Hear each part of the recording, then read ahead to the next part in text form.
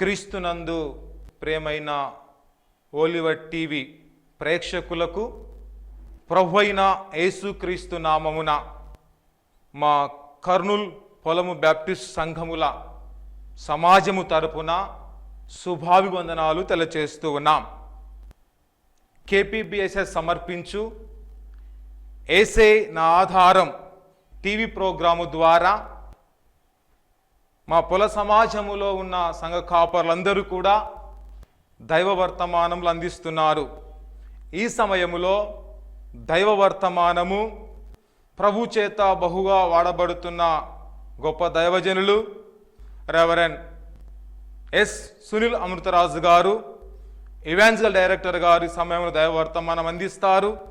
వారిచ్చే దైవ వర్తమానం విని దేవుడిచ్చే దైవాశీర్వాదాలు, దేవుడిచ్చే దైవ దీవెనలు పొందాలని ప్రభునామములో తెలియచేస్తూ ఉన్నాం. క్రీస్తునందు ప్రియమైన వాళ్ళరా, ఈ యొక్క సమయంలో మరొకసారి ఇక మంచి అవకాశం ఇచ్చిన దేవునికి ప్రత్యేక వందనాలు తెలియపరుస్తున్నాం.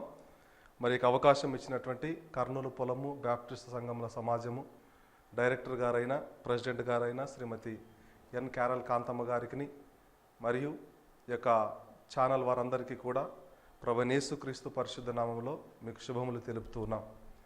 ప్రార్థనతో కార్యక్రమంలో మనం ముందు కొనసాగుదాం. దయచేసి అందరి తల్లిలో వచ్చినట్లయితే ప్రార్థన చేసుకుందాం. మహాపరిశుద్ధుడా, ప్రేమగల తండ్రి, కృపగల నాయన, కృపాసత్య సంపూర్ణుడా, మహోన్నతుడమైన దేవ, మహిమగల రాజా, సర్వశక్తిమంతుడా, సర్వాధికారి, మీకు ఘనమైన పాదాలకు వందనాలు, స్తుతులు, స్తోత్రం చెల్లిస్తుంటున్నాం. మీ యొక్క అపారమైన ప్రేమ కృపను బట్టి ఈ యొక్క సమయంలోనైనా మరొకసారి నీ సన్నిధికి వస్తూ ఉండగా నీ సన్నిధి కాంతిని మాకు అనుగ్రహించండి. ఆశీర్వాదంలో చేత నింపండి, మీరు బలపరచండి. నీ పక్షాలను బట్టి మాట్లాడుతుండగా నీకు దాసుడను నన్ను మీరు బలపరిచి కేవలం నీ వాక్కులు బయలుపరచుటకు శక్తిని కురుమరించమని ప్రత్యేకంగా తండ్రి, మరి వాక్యం వింటున్న ప్రతి ఒక్కరిలో నీ కృపలు మెండుగా అనుగ్రహించి వాక్యానుసారమైన జీవితాలు కలిగి జీవించలాగున నీ కృపా సమృద్ధిని అనుగ్రహించమని యేసు పరిశుద్ధ నామమున ప్రార్థన చేయుచున్నాం తండ్రి, ఆమేన్. క్రీస్తునందు ప్రియమైన వాళ్ళరా, ఈ రేటుగా ఏర్పాటు చేయబడిన వాక్య భాగాన్ని చదువుకుందాం. యోహాను సువార్త 14వ అధ్యాయము 13-14 వచనాలు మనం చదువుకుందాం. దయచేసి పరిశుద్ధమైన బైబిల్ గ్రంథం నుంచి యోహాను సువార్త 14వ అధ్యాయము 13-14 వచనాలు చదువుకుందాం. మీరు నా నామమున దేనిని అడుగుదురో తండ్రి కుమారుని యందు మహిమపరచబడుటకై దానిని చేతును. నా నామమున మీరేమి నన్నేమి అడిగినను నేను చేతును. దేవుడు తన పరిశుద్ధ వాక్యమును దీవించి ఆశీర్వదించును గాక. క్రీస్తునందు ప్రియమైన దేవుని బిడలారా, మరొకసారి ఏక సమయంలో మరి కొద్ది విషయాలు మనం జ్ఞాపకం చేసుకుందాం. ప్రత్యేకంగా మరి చాలామంది పండితులు చెప్పిన విధముగా క్రైస్తవ విశ్వాస జీవితంలో ప్రార్థన చాలా ప్రాముఖ్యమైనది. మరి ప్రార్థన గురించి ఒక వ్యక్తి అన్నాడు, without breath human cannot live. In the same way without prayer believer cannot live. కాబట్టి ఏ విధంగా అయితే ఊపిరి పీల్చుకోకుండా మనిషి బ్రతకలేడో అదే విధముగా మరి ప్రార్థన లేని విశ్వాసి కూడా మృతముతో సమానమని మరి జ్ఞాపకం చేయబడుతున్నాం. అందుకే మరి ప్రార్థన విశ్వాస జీవితంలో చాలా ప్రాముఖ్యమైనటువంటి అంశం. కాబట్టి ఈరోజు మరి మీ మధ్యలోనికి ప్రార్థన అనే అంశం ద్వారా మరి ముందుకు రాగలుగుతున్నాం. దయచేసి గమనించండి, క్రైస్తవ విశ్వాస జీవితం అంతా కూడా ప్రార్థన జీవితంతో ప్రారంభించబడుతున్నది. ప్రార్థన లేని విశ్వాసి మరి ఎంత మాత్రము కూడా ఉండలేడు. ఎందుకనగా మనం ఆత్మీయ జీవితంలో ఎదగాలి అంటే ప్రార్థన చాలా ప్రాముఖ్యమైనది. ప్రార్థన మన దైనందిన జీవితంలో చాలా ప్రాముఖ్యమైన పాత్రను వహిస్తూ ఉన్నది. కాబట్టి అటువంటి ప్రార్థన గురించి మనం కొన్ని విషయాలు ధ్యానం చేసుకుందాం. మరి యోహాను సువార్త 14వ అధ్యాయంలో మనం 13-14 వచనాలు చదవగా మనం విన్నాం. అందులో ముఖ్యంగా శిష్యులందరికీ కూడా ప్రభువైనటువంటి యేసుక్రీస్తు తను అప్పగింపబడక ముందు మరి అనేకమైన జాగ్రత్తలు తెలియపరుస్తూ ఉన్నాడు. మొదటి వచనాన్ని మనం గమనించినట్టయితే మీ హృదయమును కలవరపడనీయకుడి అంటాడు. ఎందుకనగా యేసుక్రీస్తు వెళ్ళేటువంటి సమయం ఆసన్నమైనది. కాబట్టి 3.5 సంవత్సరాలు తిరిగినటువంటి మరి వారందరూ కూడా తిరిగి కలత చెందుతారనే ఉద్దేశం చేత ప్రభువైన యేసుక్రీస్తు తన శిష్యులను ఉద్దేశించి వారిలో ఉన్నటువంటి బలాన్ని తిరిగి మరి పెంపొందించడానికని ఈ యొక్క మాటలు అంటూ ఉన్నాడు. అందుకే 6వ వచనంలో అంటాడు, నేనే మార్గమును సత్యమును జీవమును, నా ద్వారా తప్ప ఎవడును తండ్రి యొద్దకు రాడు అంటాడు. దాని ఉద్దేశాన్ని గమనించినప్పుడు యేసుక్రీస్తు మాత్రమే నిజమైన మార్గమని, యేసుక్రీస్తు తప్ప మనల్ని ఎవరు కూడా పరలోకానికి వెళ్ళలేమన్న సంగతిని ఇక్కడ బహిర్గతం చేస్తున్నాడు. కాబట్టి దాని కిందికి వచ్చినప్పుడు అంటాడు మరి 13, 14 వచనాలలో, మీరు నా నామమున దేనిని అడుగుదురో తండ్రి కుమారుని యందు మహిమపరచబడుటకై దానిని చేతును, నా నామమున మీరు నన్నేమి అడిగినను నేను చేతును అని బైబిల్ మనం చూస్తున్నాం. కాబట్టి క్రీస్తునందు ప్రియమైన వీక్షకులారా గమనించండి, మనమందరూ ప్రార్థన చేస్తున్నాం, కానీ ఎటువంటి ప్రార్థన చేస్తున్నాం, ఏ విధంగా ప్రార్థన చేస్తున్నాం, దేని ఉద్దేశించి మనం ప్రార్థన చేస్తున్నామో ఒకసారి మన జీవితాలు జ్ఞాపకం చేసుకోవాలి. ఇక్కడ క్రీస్తు అన్నాడు, మరి నా నామమున దేనిని అడిగినా కూడా నేను ఇస్తానని మనకు మరి ఆయన జ్ఞాపకం చేస్తూ ఉన్నాడు. కాబట్టి పరిశుద్ధమైన బైబిల్ గ్రంథంలో గమనించినట్లయితే ప్రార్థనలు అనేక మంది భక్తులు చేశారు. మరి ఆదాము మరి యొక్క ఆది కాండంలో మనం గమనించినట్లయితే యోనోషు ద్వారా యెహోవా నామమున ప్రార్థన చేయుట ప్రారంభించబడింది అని బైబిల్లో మనం చూస్తాం. అది మొదలుకొని కూడా ప్రకటన గ్రంథం ముగించేంత వరకు ఈ రోజు వరకు కూడా రకరకాల ప్రార్థనలు, అనేకమైన ప్రార్థనలు మనం చేస్తూ ఉన్నాం. కాబట్టి ఈ యొక్క సమయంలో ప్రత్యేకంగా మనం ఎటువంటి ప్రార్థన చేస్తున్నాం ఒకసారి జ్ఞాపకం చేసుకుందాం. పరిశుద్ధమైన బైబిల్ గ్రంథంలో ప్రార్థనలు ఉన్నాయి. అందులో కొన్ని ప్రార్థనలు దేవుడు వినని ప్రార్థనలు ఉన్నాయి. అందుకే ప్రార్థన చేస్తూ ఉన్నప్పుడు మన ప్రార్థన దేవుడు వింటున్నాడా లేదా అనేటువంటి విషయాన్ని మన జ్ఞాపకం చేసుకోవాలి. ఎందుకనగా దేవాది దేవుడు, రక్షకుడైనటువంటి దేవుడు చెప్పేటువంటి మాట, నేను మీ ప్రార్థన వినను అని బైబిల్లో మనం చూస్తున్నాం. కాబట్టి మన ప్రార్థనలు 2 రకాలు. ఒకటి వినని ప్రార్థన, రెండవది వినే ప్రార్థన. వినని ప్రార్థన గురించి మనం కొద్ది నిమిషాలు ధ్యానం చేసుకుందాం. వినని ప్రార్థన బైబిల్లో మనం గమనించినట్లయితే మరి లూకా సువార్తలో బైబిల్లో చూసినట్లయితే 18వ అధ్యాయంలో ఒక చక్కని ప్రార్థన రాయబడుతున్నది. 18వ అధ్యాయంలో అంటాడు, తామే నీతిమంతులమని తమ్ము నమ్ముకొని ఇతరులను తృణీకరించు కొందరితో ఈయన ఉపమానాన్ని చెప్తున్నాడు. అదేమనగా ప్రార్థన చేయడానికని 2 దేవాలయానికి వెళ్ళారు. అందులో ఒకడు పరిసయ్యుడు, మరి ఒకడు సుంకరి. పరిసయ్యుడు నిలబడి ప్రార్థన చేస్తున్నాడు, దేవా, నేను చోరులను, అన్యాయస్తులను, వ్యభిచారులనైన ఇతర మనుషుల వలెనైనను ఈ సుంకరి వలెనైనను ఉండనందుకు నీకు కృతజ్ఞతాస్తుతులు చెల్లించుచున్నాను. వారమునకు 2 మారులు ఉపవాసము చేయించు నా సంపాదనంతటిలో 10వ వంతు చెల్లించుచున్నానని తనలో తాను ప్రార్థించుచూ ఉండేను. గమనించండి, ఇక్కడ ఈ ప్రార్థన మనం చూసినట్లయితే మరి యొక్క పరిసయ్యుడు ప్రార్థన చేస్తున్నాడు. పరిసయ్యులు దేవుడి యొక్క ధర్మశాస్త్రాన్ని పండించినటువంటి వారు, ధర్మశాస్త్రంలో నిష్ఠాగరిష్ఠులుగా ఉన్నటువంటి ఈ ప్రజలు అనగా ఈ యొక్క పరిసయ్యుడు ప్రార్థన చేసేటువంటి విధానాన్ని మనం గమనించినట్లయితే ఇక్కడ చోరులను, అన్యాయస్తులను, వ్యభిచారులైన ఇతర మనుషుల వలెనైనను ఈ సుంకరి వలెనైనను ఉండనందుకు నీకు కృతజ్ఞతాస్తుతులు చెల్లించుచున్నాను. అంటే ఈ ప్రార్థనలో ఎక్కడ కూడా తగ్గింపు అనేటువంటిది కనిపించడం లేదు. ఈయన ప్రార్థన చేయడానికి వచ్చాడు. ఇక్కడ 2 వ్యక్తులు మంచి పనికి వచ్చారు. వచ్చినటువంటి పని మంచిదే, వారు వచ్చినటువంటి స్థలం మంచిదే, కానీ ప్రార్థన చేసే విధానంలోనే తేడా ఉన్నది.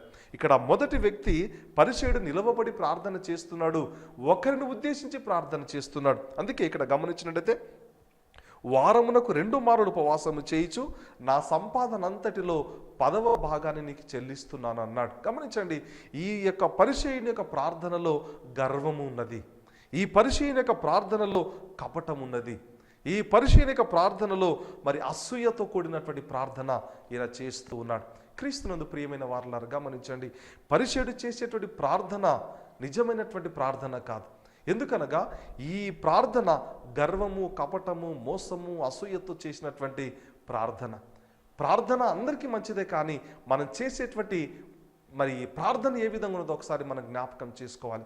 ఇటువంటి ప్రార్థన దేవుడు వినను అని అనేక సందర్భాల్లో మన జ్ఞాపకం చేయబడుతున్నాం. అందుకే మరి యెషయా గ్రంథాన్ని మనం గమనించినట్లయితే 1వ అధ్యాయము 15వ వచనంలో కూడా అక్కడ అంటాడు, చూద్దాం దయచేసి. 15వ అధ్యాయంలో యెషయా గ్రంథం 1వ అధ్యాయం 15వ వచనంలో, మీరు మీ చేతులు చాపునప్పుడు నేను మిమ్మును చూడక నా కన్నులు కప్పుకొందును, మీరు బహుగా ప్రార్థన చేసినను నేను వినను అన్నాడు. గమనించండి, ఇక్కడ మీరు బహుగా ప్రార్థన చేసినా కూడా నేను వినను అని ఇక్కడ మరి దేవుడు ఇశ్రాయేలు ప్రజలతో మాట్లాడుతున్నాడు. ఎందుకనగా ప్రవక్త అయినటువంటి యెషయా చెప్పేటువంటి మాట ఎవ్వరూ వినడం లేదు. అందరూ కూడా దారి తప్పి తొలగిపోయారు.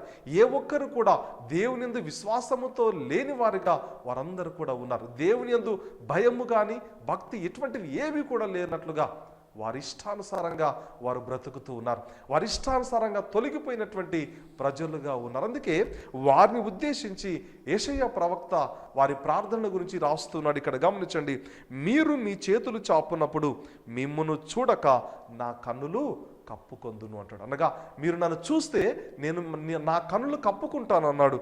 రెండవది గమనించండి, మీరు బహుగా ప్రార్థన చేసినను నేను వినను. అనగా ప్రార్థన చేస్తే కూడా నేను మీ ప్రార్థన వినను. ఎందుకనగా మీ ప్రార్థన గర్వముతో, మోసముతో, కపటముతో, అసూయతో కూడుకున్నటువంటి ప్రార్థన. కాబట్టి I don't want listen your prayer అన్నాడు. ఇక్కడ నేను మీ ప్రార్థన వినను అని ఇక్కడ జ్ఞాపకం చేయబడుతున్నాం. ఎందుకయ్యా అంటే కింద ఒక మాట అంటాడు, మీ చేతులు రక్తముతో నిండి ఉన్నవి అంటాడు. మీ చేతులు రక్తముతో నిండి ఉన్నాయి, అబద్ధముతో నిండి ఉన్నాయి, క్రోధము, ఇవన్నీ కూడా మనిషిని ప్రార్థన చేసేటప్పుడు దేవుడు వినకుండా చేస్తున్నాడు. ఎందుకనగా మన హృదయము సరిగా లేదు, మన ఆలోచన సరిగా లేదు, మన తలంపులు సరిగా లేవు.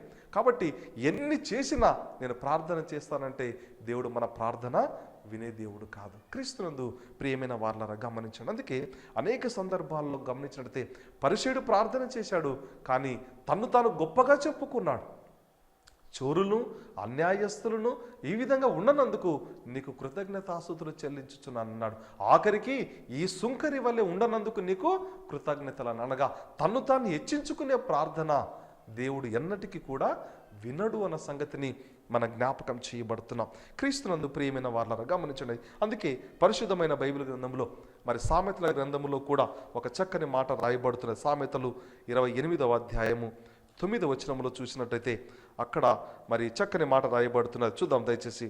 ధర్మశాస్త్రము వినబడకుండా చెవిని తొలగించుకొను వాని ప్రార్థన హేయము అన్నాడు. అంటే గమనించండి, ఇక్కడ ధర్మశాస్త్రము వినబడకుండా తమ చెవిని తొలగించుకొని వాడు, అంటే ధర్మశాస్త్రాన్ని పాటించని వాడు, ధర్మశాస్త్రం వాక్యం వస్తూ ఉన్నా విననటువంటి వాడు, వినడానికి ఆస్కారం లేనివాడు, వినడానికి ఇష్టం లేనివాడు, వినడానికి అసహించుకునేవాడు, వాడు ప్రార్థన చేస్తాడు. కానీ ఆ ప్రార్థన హేయము అనేటువంటి మాటను ఇక్కడ మనం చూస్తాం. గమనించండి, ధర్మశాస్త్రం వినబడకుండా చెవిని తొలగించుకొని వాని ప్రార్థన హేయము అని బైబిల్ మనం చూస్తున్నాం. కాబట్టి గమనించండి, మన ప్రార్థన ఏ విధంగా ఉన్నది. మనం చేసే ప్రార్థన, రోజు ప్రార్థన చేస్తున్నాం, రోజుకు చాలాసార్లు ప్రార్థన చేస్తున్నాం, రోజుకు ముమ్మార్లు ప్రార్థన చేసేవారు ఉన్నవారు. కానీ ఎటువంటి ప్రార్థన చేస్తున్నాం, ఏ విధంగా మనం ప్రార్థన చేస్తున్నాం?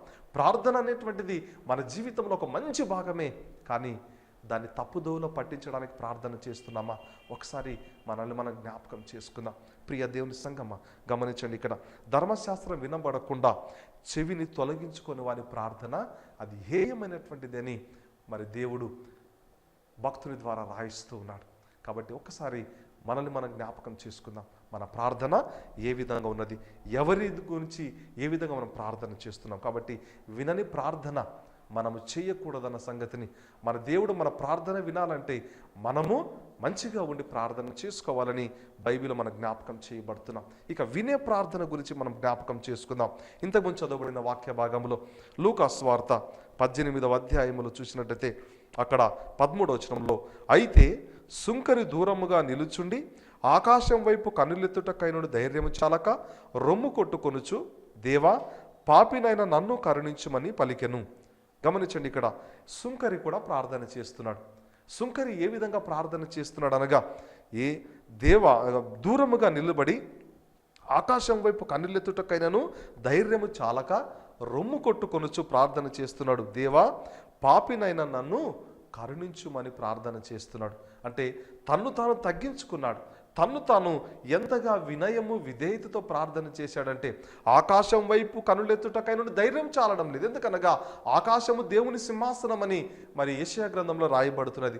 దేవుని సింహాసనం వైపు తిరిగి చూడడానికి కూడా, కనులెత్తి చూడడానికి కూడా మరి ధైర్యము చాలనంతగా ఈయన రొమ్ము కొట్టుకొనుచు ప్రార్థన చేస్తున్నాడు.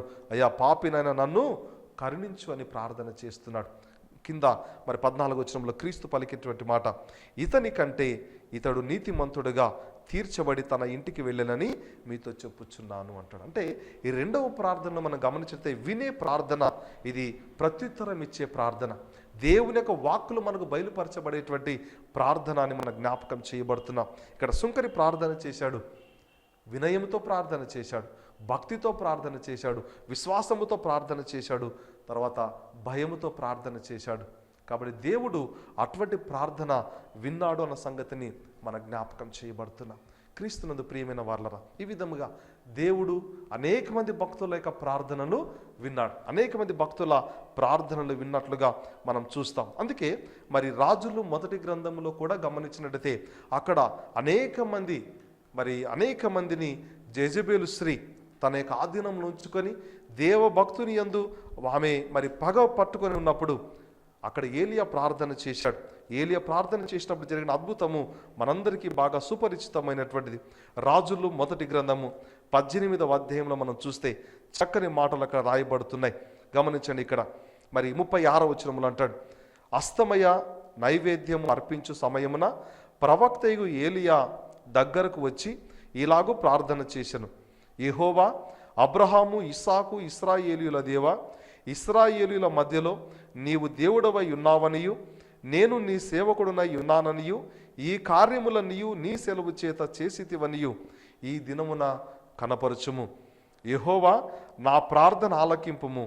యెహోవావైన నీవే దేవుడవై ఉన్నావనియు నీవు వారి హృదయంలో నీ తట్టుకు తిరగజేయుదువనియు ఈ జనులకు తెలియనట్లుగా నా ప్రార్థన అంగీకరించుము. ఇక్కడ ఏలియా చేసిన ప్రార్థనలో ఎక్కడ కూడా తన స్వార్థం కొరకు కానీ లేక మరి లేనట్లుగా మనం చూస్తున్నాం. కేవలం దేవుని మహిమపరచడానికి ప్రార్థన చేశాడు.